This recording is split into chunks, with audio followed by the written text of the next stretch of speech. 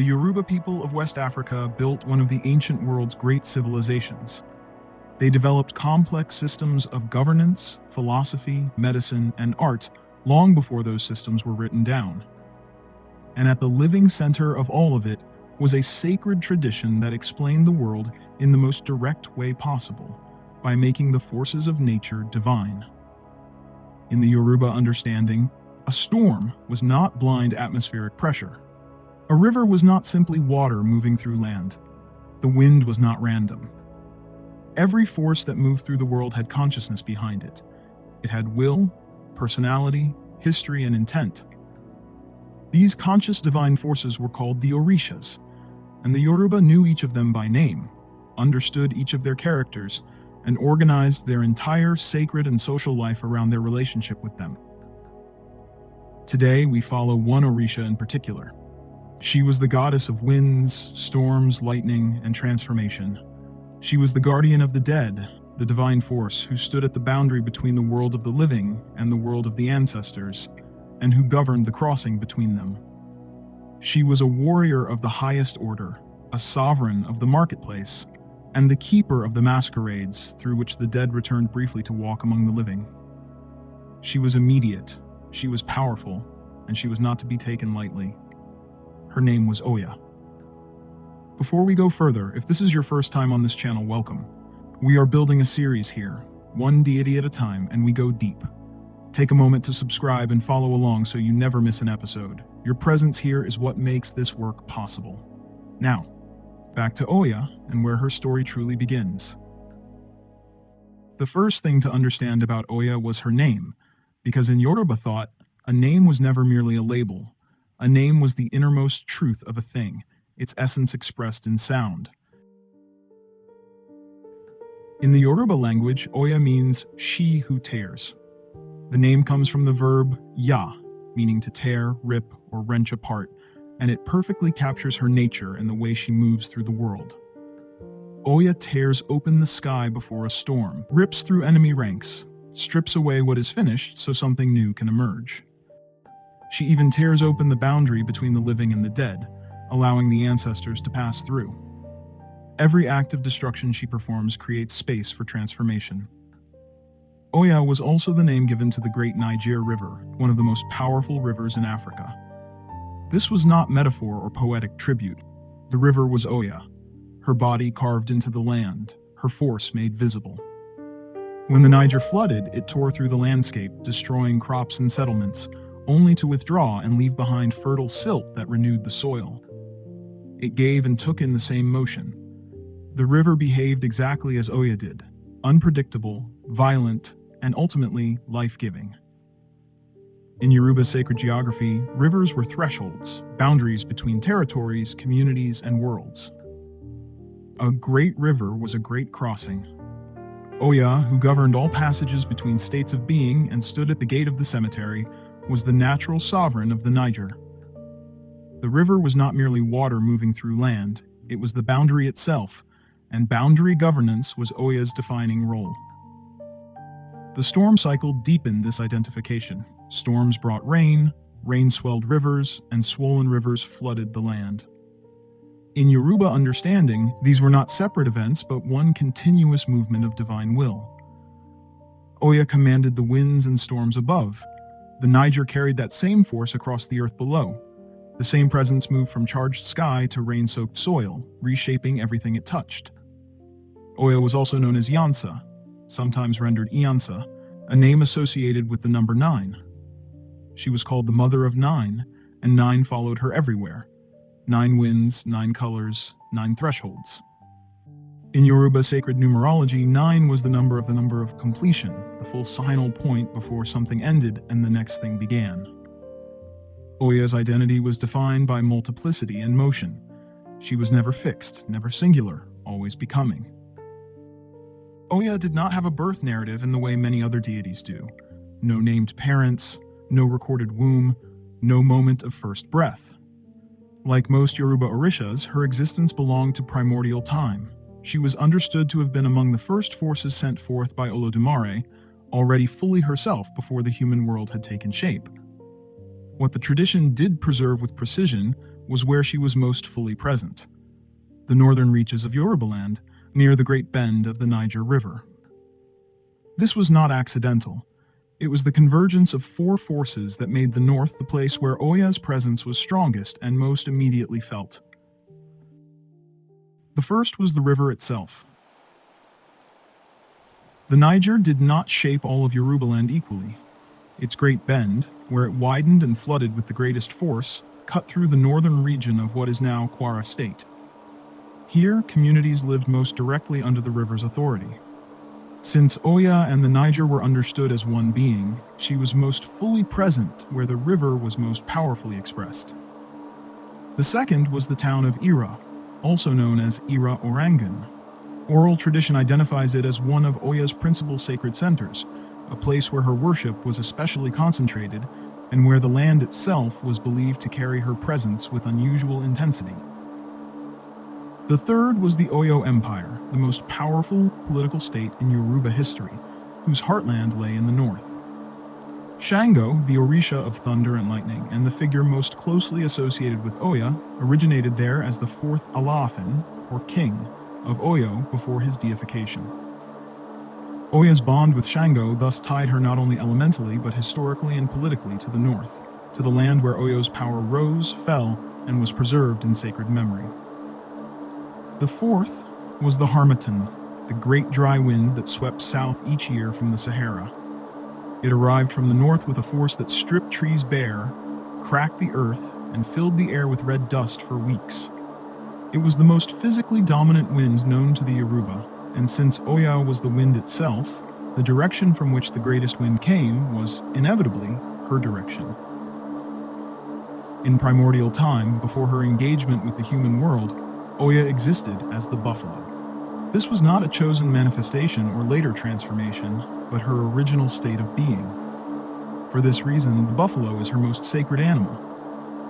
In oral tradition, Oya is consistently described as a woman of fierce and commanding presence.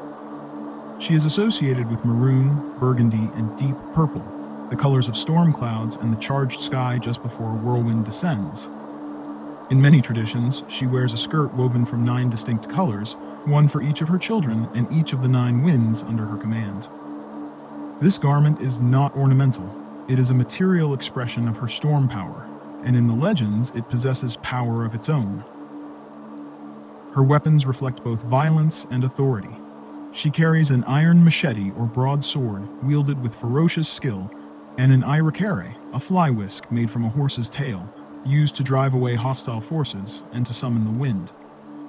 The irakere is also a symbol of sovereignty, as horsetail fly whisks were traditionally associated with nobility and command in Yoruba culture. Her sacred number is 9.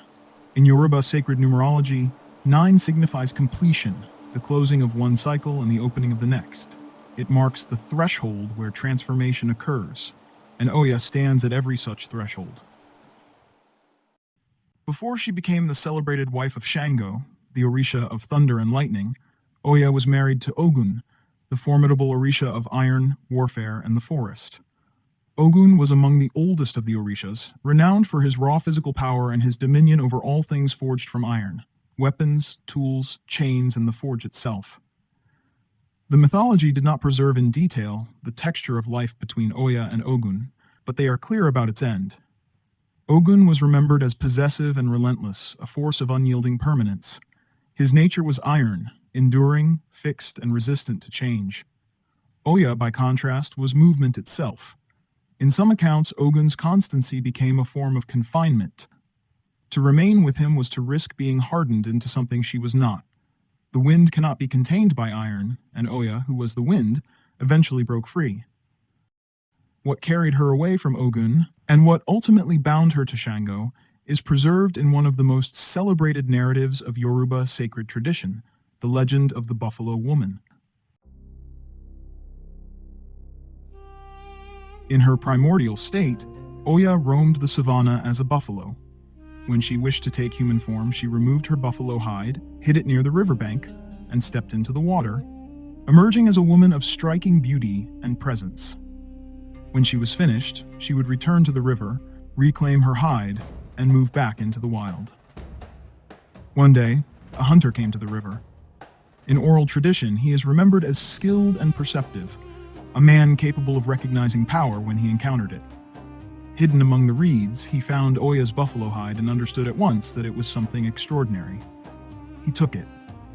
When Oya emerged from the water and discovered her hide missing, she was trapped in human form. She searched, and when eventually she found the hunter, she did not strike him down. Instead, made a covenant. She agreed to live with him as his wife if he would swear never to reveal her true nature.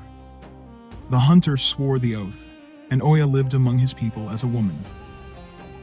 Even then, she was exceptional, stronger than others, sharper in mind, possessed of fierce intelligence. She bore children, kept the household, and proved herself a formidable companion. In time, the hunter broke his promise. Whether through anger, pride, or weakness, he revealed to others that his wife was in truth a buffalo woman. When Oya learned of the betrayal, her response was not grief, but resolve. She retrieved her hide and became the buffalo once more. She charged through the village, crushing fields and tearing down structures. Panic spread before her, and nothing could have stopped her had she chosen to continue. But she did not. She halted of her own will, demonstrating power without surrendering to destruction. Before leaving the village, Oya called her children to her. She removed her 9-colored skirt, the vessel of her storm power, and gave it to them, instructing them to call her by shaking it and speaking her name whenever they were in need. The legend preserves several meanings. It explains the origin of the 9-colored garments worn by Oya's priests and priestesses. It affirms her enduring bond with the buffalo. It establishes her as a deity of covenant, for whom betrayal carries consequences. And it makes for truth unmistakably clear. Oya is not a force to be possessed, controlled, or deceived. The 9-colored skirt that Oya gave to her children before leaving the village had a further legend attached to it, one that explains the origin of the great seasonal storms that swept across West Africa each year at the turning between the dry and the rainy seasons. According to this account, the 9-colored skirt is not merely a garment or a sacred symbol. It is the physical form of Oya's storm power itself, the vessel through which the 9 faces of the storm were expressed in the world. When Oya danced and turned in the heavens, the 9 colors of her skirt spread across the sky and became the 9 stages of the great storm: the darkening at the horizon, the first movement of wind, the rising dust that preceded rain, the crack of the first lightning, the roll of thunder, the fall of rain, the swelling of rivers, the silence after the storm's peak, and finally the clearing sky that followed.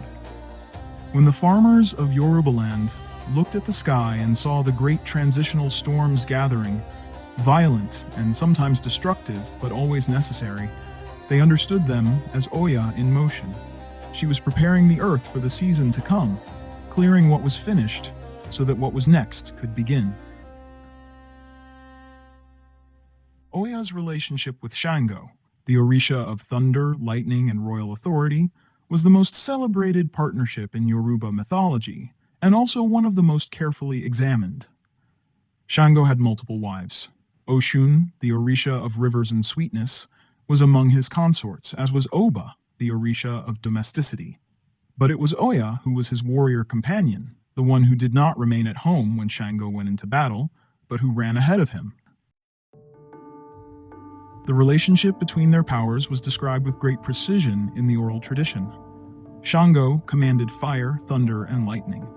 Oya commanded wind, and anyone who understood storms understood what this meant. The wind always arrived before the lightning. Oya always reached the battlefield first, sweeping aside everything in her path, clearing the air, scattering formations, disorienting enemies, so that Shango's lightning could strike its targets with precision. This was not incidental.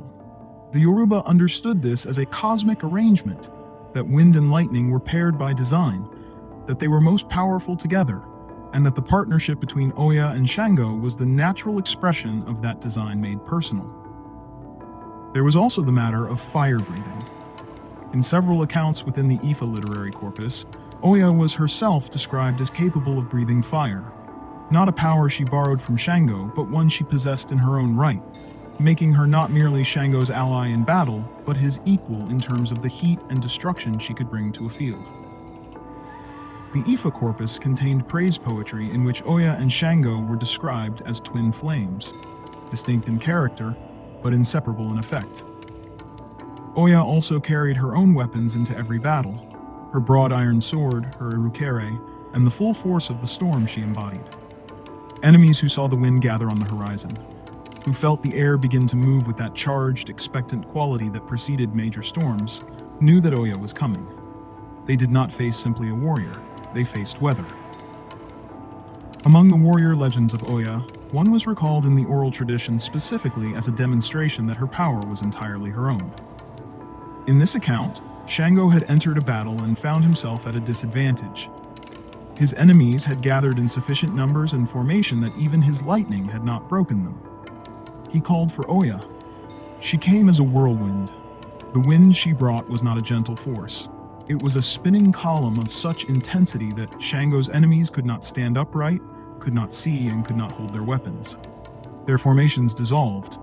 Their ranks scattered across the plain in every direction.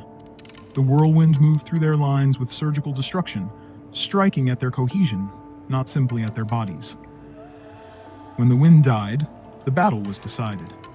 Shango won that engagement, but the oral tradition was careful to record who had turned the tide. Oya had arrived, done what the thunder could not, and secured the outcome. This legend was recalled repeatedly in the oral tradition as evidence that Oya was not a supporting force, but a primary one. That even the most powerful of the Orishas sometimes required her to complete what they could not. Oya's dominion over the wind was total. She did not simply call the wind, she was the wind, in the same way that the Niger River was her body. She presided over several distinct manifestations of wind: the gentle breeze of the dry season, the great atmospheric upheavals that preceded the rainy season, and the whirlwind or tornado, the most dramatic and direct physical expression of her presence. When a whirlwind appeared in a village and moved through the streets spinning dust and leaves in its column, the Yoruba understood Oya to be passing through, not as a sign of anger necessarily, but simply as her movement through the world.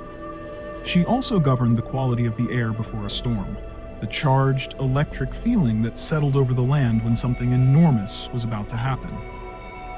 This atmospheric tension, this sense of the world holding its breath before breaking open, was Oya's particular signature. Her power over transformation reached equally far. In Yoruba philosophy, transformation was one of the most fundamental forces in existence. The movement from one state to another. Birth was a transformation. Death was a transformation. The change of seasons was a transformation. Oya presided over all of them. She was present at every crossing, every threshold, every moment when one thing ended and another had not yet fully begun. Her presence could ease a transition or make it violent, depending on circumstances and on whether proper respect had been observed. Of all Oya's domains, perhaps the most distinctive and the most spiritually significant was her sovereignty over death and the passage of the dead. In Yoruba cosmology, the boundary between the living and the dead was not an impassable wall, but a threshold, permeable under the right conditions, managed by divine forces who understood both sides. Oya stood at the gate of the cemetery. She was the Orisha who governed the crossing. This role gave her a singular authority in the Yoruba religious world. The other Orishas governed aspects of living: love, wealth, iron, the harvest, the ocean. Oya governed the end of living and the passage into the next realm. To invoke her was to acknowledge that all things changed, and that the greatest change of all was the change called death. Her priests and priestesses, those who were dedicated to her service, were among the few in Yoruba religious life who could enter cemeteries and remain there at ease. The cemetery was Oya's home in a very real sense, and her children shared her comfort at its threshold. Oya did not take pleasure in death. The mythology was careful to make this distinction. She governed the passage with authority and care, not with cruelty. She ensured that the dead arrived where they needed to go. She ensured that those who tried to linger on the wrong side of the boundary were returned to their proper place.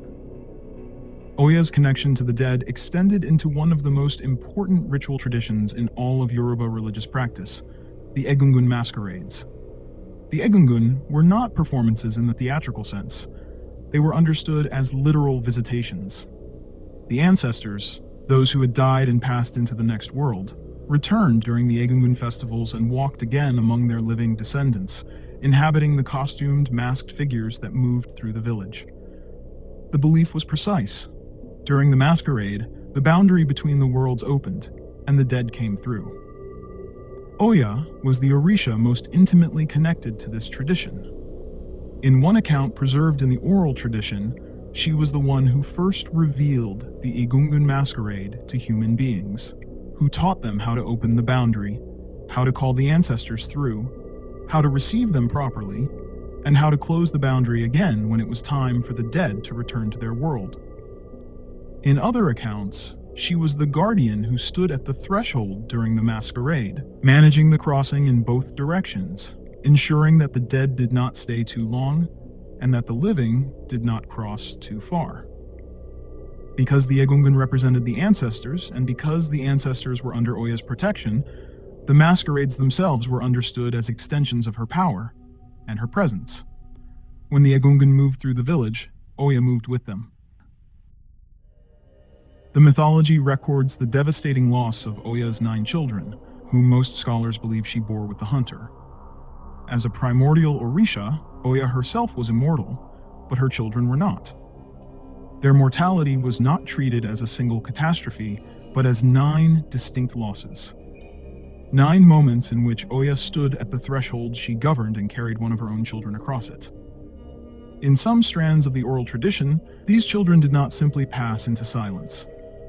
After death, they became the first Egungun, the earliest ancestors to return to the world through masquerade.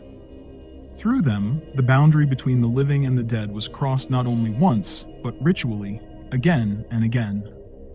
This is why Oya's bond with the Egungun tradition is so intimate and personal. She was not merely its guardian, she was its grieving mother, its gatekeeper, and its first witness. In Yoruba thought, the marketplace was one of the most spiritually significant locations in any community. This was not simply because commerce took place there. The market was a crossroads, a place where people from many different villages, with many different purposes and energies, gathered in a single shared space. In Yoruba cosmology, crossroads and gathering points were inherently liminal, places between worlds, between social orders, between the living and the dead. Oya was the Orisha of the marketplace. The Yoruba word for market, Oja, was connected in the oral tradition to Oya's name and identity, and in several accounts, Oya was credited with establishing the institution of the market itself in the first days of the world. She had created the space where the community gathered to exchange what they had grown and made. Her role at the market was one of governance, protection, and justice. She oversaw the affairs of the marketplace, ensured that exchanges were conducted fairly, and protected those who came in good faith to trade. Dishonesty at the market was an offense against Oya's domain.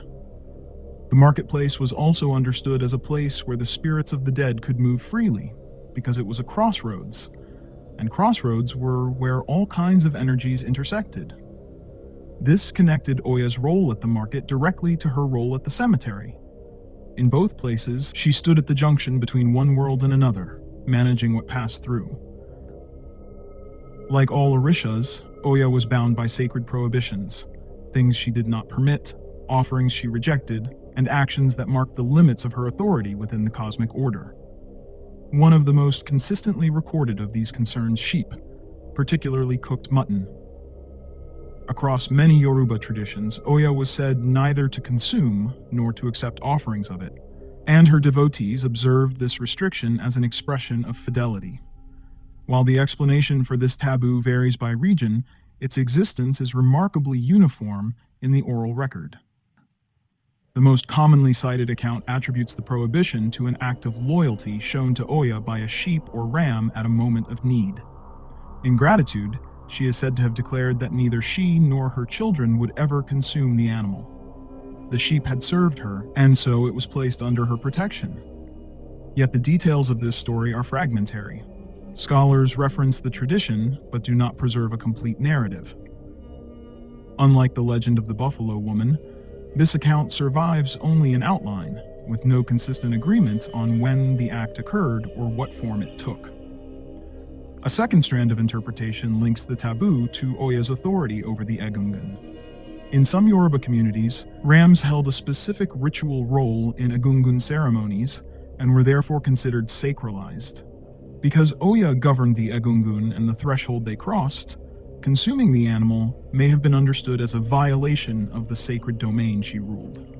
Taken together, these traditions suggest that the prohibition was less about diet than about boundaries, between service and sacrifice, protection and consumption, and the sacred spaces Oya fiercely guarded. Her deeper limitation was also her most significant truth. She was the guardian of death, but she could not undo it. No Orisha in Yoruba mythology possessed the power to reverse death once it had occurred. Not even Oya, who stood at its gate and governed the passage, had dominion over whether death itself happened. She could ease the crossing.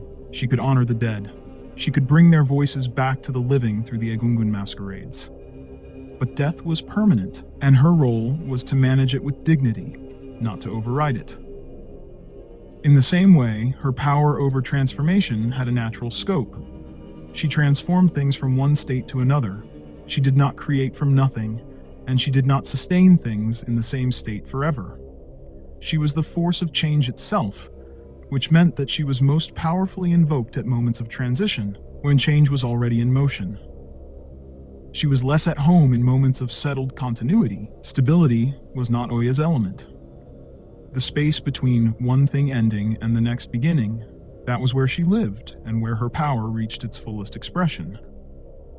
The story of Oya was, in the end, a story about the most fundamental truth of existence, that nothing remained the same, that change was inevitable, that destruction and renewal were not opposites but partners, and that at every threshold between one state of being and another, between life and death, between the dry season and the rains, between who you were and who you were becoming, there was a power that stood there and managed the crossing. It was Oya. Thank you for journeying through the mythology of Oya with us today. If this episode deepened your understanding of the Yoruba cosmos and the complexity of one of its most extraordinary figures, please share it with someone who would appreciate it. If you are not yet subscribed and following the channel, now is a wonderful time to do so. Until the next episode, may the wind be at your back.